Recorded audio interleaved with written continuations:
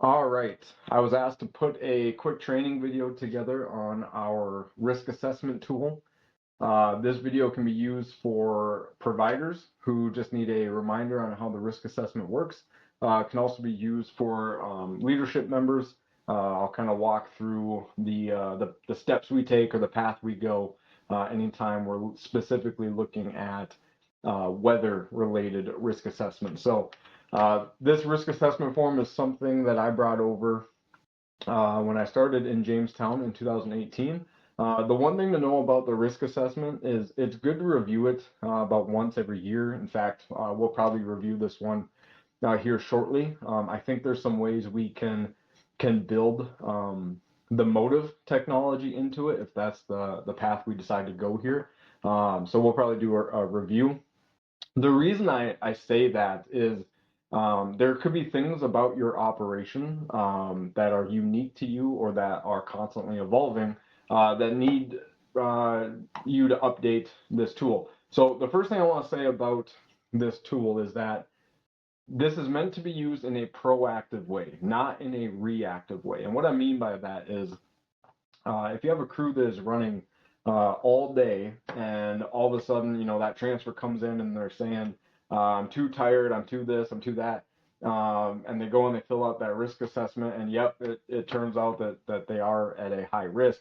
That's not how we want to use this form. We want to use this form in a proactive way. So, one of the rules that we established in Jamestown is that anytime a provider has already taken two transfers, and again, these numbers are all unique to us. So if we're going to use this tool at other services, I would really suggest that those numbers get tailored because what we're trying to do is take a subjective problem and make it as objective as we possibly can. And we can only do that with good information. So our rule here is two transfers. Our average round trip transfer it's going to be about 3.5 to 4 hours. So at two transfers, you're about a little over 8 hours of time behind the wheel, which is that for us in Jamestown is that trigger point for okay.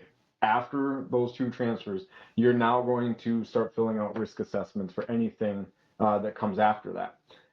And the reason we do it that way is if we start filling that form out proactively before the transfer comes in, that gives our leadership members information to start making changes before that next transfer request or before we need to move things around or move people around. So if someone comes to me after their second transfer and they hand me their risk assessment and I say, oh yeah, yep, John is very clearly at a high risk. It's time to start finding some off-duty people, calling some other people in, looking at some mutual aid or whatever needs to happen so that I can find um, a better answer for if or when that next transfer comes in. So this kind of is an all-encompassing tool. It talks about weather conditions and things like that, but fatigue and weather are probably the two most common um, reasons that we use this tool. um, so again, some of this might need to be tailored to your service, your setup, because it's dictated on distance traveled and things like that. Um, we also use this as a tool. So like our hospital has this, they understand the criteria that we're looking at. And then if we are at a high risk, I might bring this form to them and say, this is where we're at. The patient should be advised of the risks associated as well, especially if it's weather related or things like that. That's all part of being informed. So sometimes, and I'm not saying that people default to this, but sometimes it's really easy for an ER provider to say, yeah, it needs to go when they don't have to look at the road. They don't see what any of that looks like. Um, so it's a way to kind of have those conversations up front and ensure that everyone is aware of the risk associated. So going down to the tool itself, and again, these numbers we've adjusted probably 2, 3 times over the years. It does take some fine tuning to kind of figure out what works well. But the first thing we look at is operator experience. We just had this last week where we needed to move our crews around because we wanted the most experienced driver driving out in some bad weather. That's not always an option or available, but that's something we want to take into consideration is how experienced is the driver of that vehicle. Road conditions, something we look at all the time whether you're on the Minnesota side, the North Dakota side. We keep the road condition map up on a screen, especially in the winter. But that is weighed in as part of that conversation, so you can start putting your points in as you move down the sheet. And then the weather conditions themselves, are we in a warning, advisory? Okay, that plays a role. How is the visibility? So if it's dark, that can raise us to a higher risk. We've certainly had situations where, we have a patient that needs to go to Fargo, excuse me, and it's really dark out, and maybe we're in a warning, this and that, we've got some fatigue or whatever, and you do the numbers, you run the math, and you figure out, if we waited until daytime, and maybe in this case it's a patient that can wait, that would lower our risk significantly. So that does play a role as well. Total distance traveled, okay, and then number of hours behind the windshield in the last 24 hours. So those are the main things we're looking at. What ends up happening then is they get their total, which tells us that fatigue level.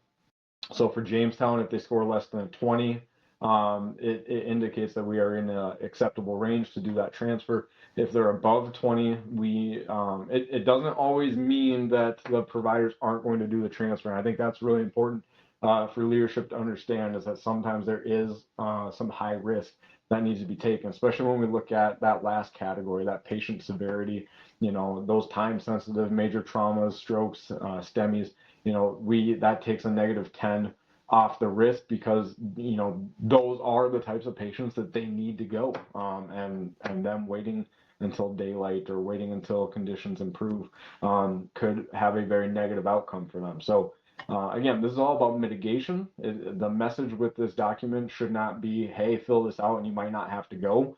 There are going to be times where we still need to do it, and we have to accept the risk that comes with it. Now, the goal would be to minimize it.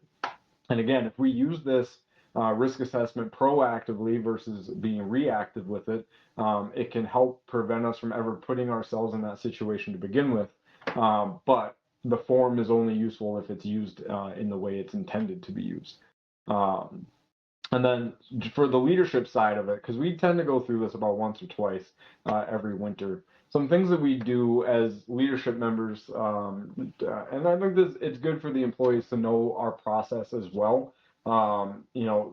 Having that conversation with the ER directly, so that we're not playing telephone and we're not losing information. I think it's very valuable for leadership to have direct communication with the physician, sharing this risk information.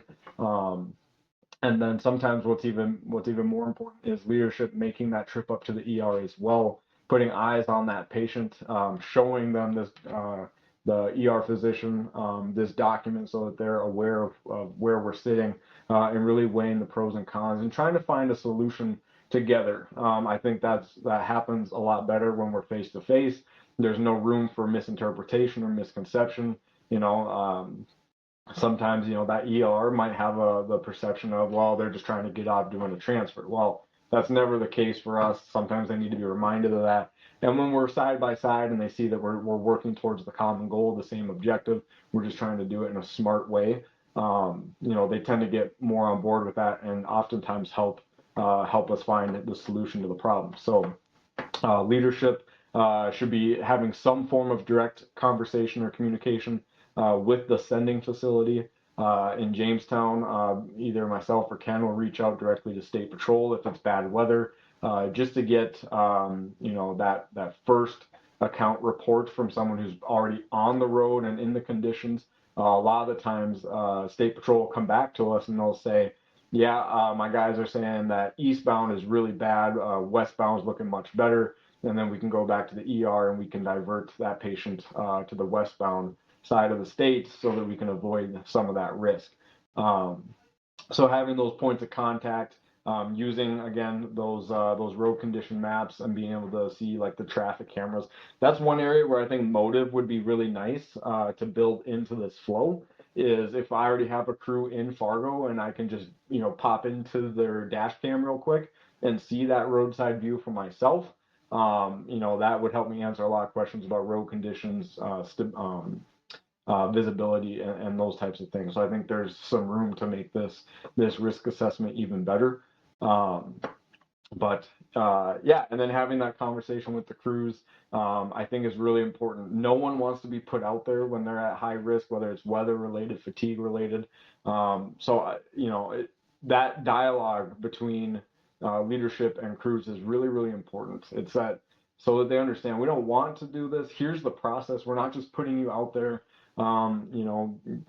without doing our due diligence and doing everything we can to mitigate as much of it as we can. I think it's really important that they at least know the process, or even better, are a part of the process.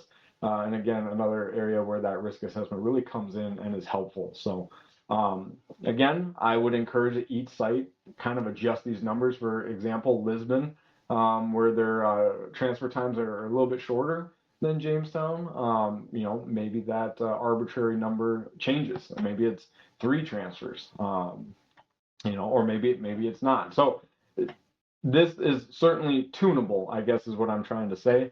Find what works for you. It's a little bit of trial and error, but it's really, really important that message right out of the gate, if you're going to implement this, is that this is meant to be proactive. This is not a, hey, if you score high enough, you're going to get pulled off of a transfer or whatever. And it requires honesty, right? We need crews to be honest. And this has certainly happened where crews try to increase those numbers because they think it's going to get them out of a transfer or something. So that transparency and trust really needs to be there on all sides. So it's a great tool as long as we use it correctly, but it certainly can be misused if the expectations aren't put out there right away in the beginning and are not maintained throughout its use. So all right, that is our risk assessment form, and hopefully you guys find it useful.